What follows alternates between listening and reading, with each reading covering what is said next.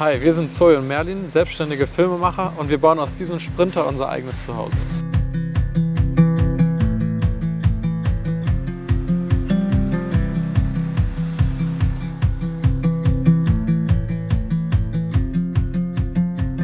Bevor wir damit aber richtig loslegen können, müssen wir erstmal noch ein paar Sachen machen. Und zwar war dieses Auto vorher ein Baustellenfahrzeug und dementsprechend riecht es nicht so gut da drin. Es war super dreckig und da sind noch eine Rückbank drin und eine Trennwand und lauter Zeug, was wir da eigentlich gar nicht drin haben wollen.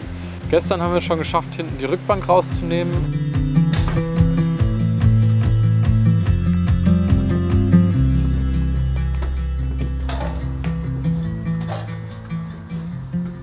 Und außerdem haben wir die Schienen für die Ladungssicherung entfernt, was gar nicht so einfach war. Die waren nämlich richtig schön festgeklebt mit Industriekleber. Und außerdem haben wir schon die seitlichen Holzverkleidungen hinten auf der Ladefläche entfernt.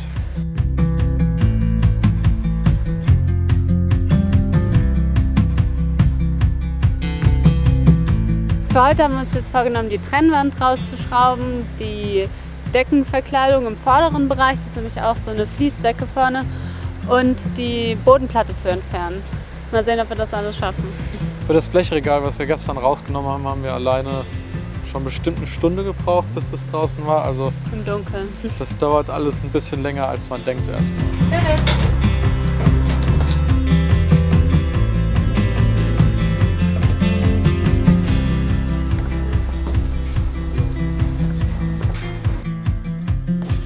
Für unser Radio, damit das hier ein bisschen schicker aussieht und da nicht so ein Loch drumherum ist, haben wir uns hier so einen Rahmen bestellt im Internet.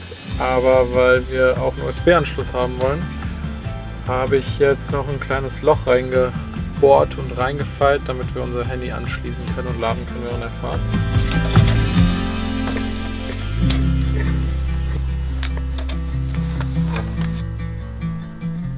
So, jetzt muss ich hier das ganze Zeug alles wieder irgendwie anschließen und ich hoffe, ich habe jetzt hier nichts auseinandergenommen, was ich nicht wieder zusammenbekomme.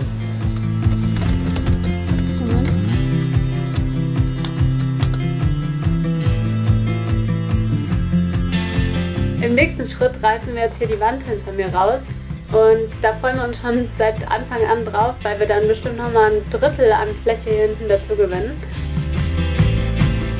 Das Holz wollen wir dann weiterverwenden, um daraus Radkästen zu bauen.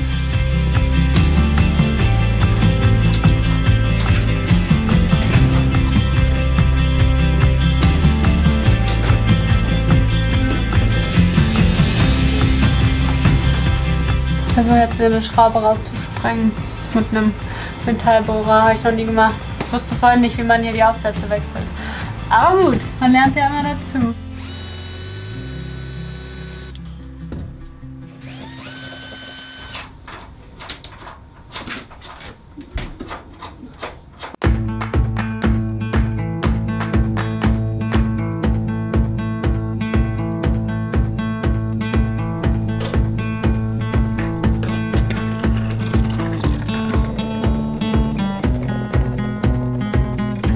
So, die Wand haben wir jetzt raus und jetzt können wir uns endlich mal vorstellen, wie viel Platz wir tatsächlich haben, weil das ist echt gut ein Drittel, was wir jetzt nochmal an Platz dazu bekommen haben.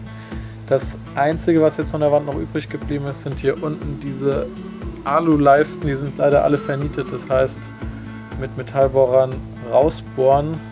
Das ist nochmal ein bisschen Arbeit, aber ansonsten haben wir das erstmal geschafft.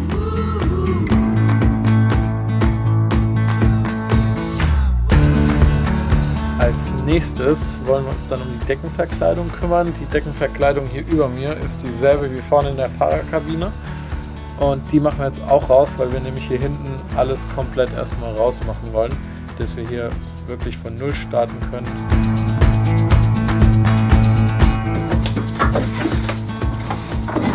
You got it? Nice! Schau mal! Die Rückwand haben wir erfolgreich rausbekommen und die Deckenverkleidung auch. Und dann haben wir sogar noch unsere Rückfahrkamera hinbekommen. Installiert. Ja, da war zum Glück vorher schon eine und Eigentlich dachte ich, dass wir das alles selber nochmal neu verkabeln müssen. Das ist irgendwie kompliziert, aber zum Glück konnten wir einfach die Kabel von der alten Kamera nehmen. Und jetzt können wir nach hinten rausgucken. Ja.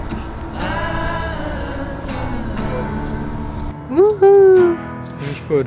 Jetzt habe ich auch ein besseres Gefühl beim Fahren. Genau, und Freisprechanlage haben wir auch noch repariert. Richtig, eigentlich haben wir schon viel geschafft. Haben wir schon viel geschafft. Wir hatten uns vorgenommen, den Boden noch rauszumachen. Das haben wir jetzt heute nicht mehr geschafft. Aber das machen wir morgen.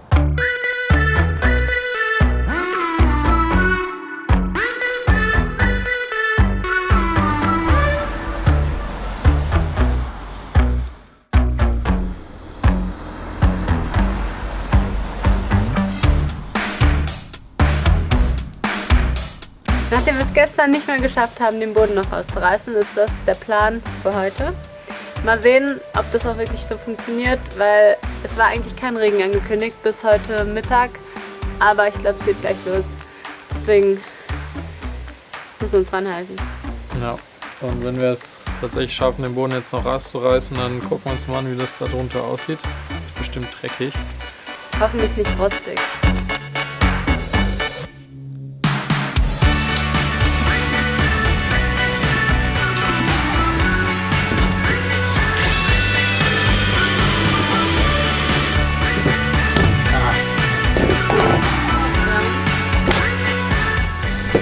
Das Ding hier rausnehmen soll.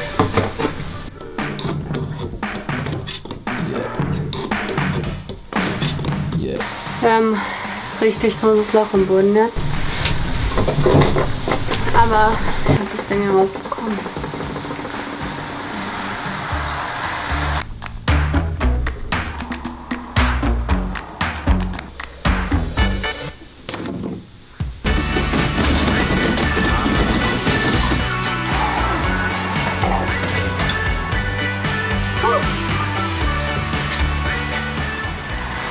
Sehr gut. Der Boden sieht besser aus als gedacht. Ich hatte ein bisschen Angst, dass der so komplett durchgerostet ist irgendwie.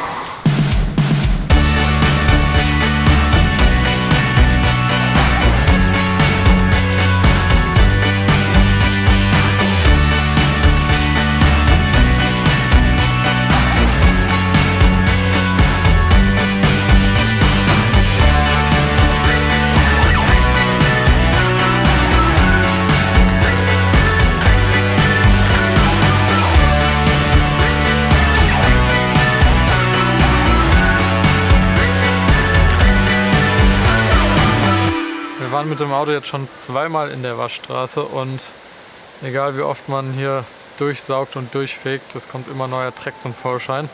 Als wir nämlich die Bodenplatte angehoben haben, ist nochmal 2 Kilo Dreck zum Vorschein gekommen. Deswegen sind wir direkt wieder in die Waschstraße, haben alles ausgesaugt und danach, als es dunkel war, habe ich noch versucht, mit einem Putzeimer und einem Lappen so gut wie es geht alles drin auszuwischen, was da noch an Dreck übrig war.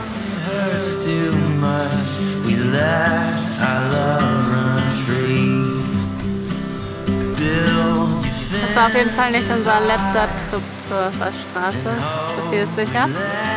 Als nächstes steht bei uns jetzt die Rostbehandlung an und dem wollen wir uns nächste Woche widmen. Und wenn wir das haben, haben wir, glaube ich, eine gute Basis geschaffen, um dann wirklich mit dem Ausbau anzufangen. Das sind alles ein bisschen undankbare Aufgaben gerade, weil man noch nicht wirklich was zum Ausbau beiträgt, aber muss halt sein.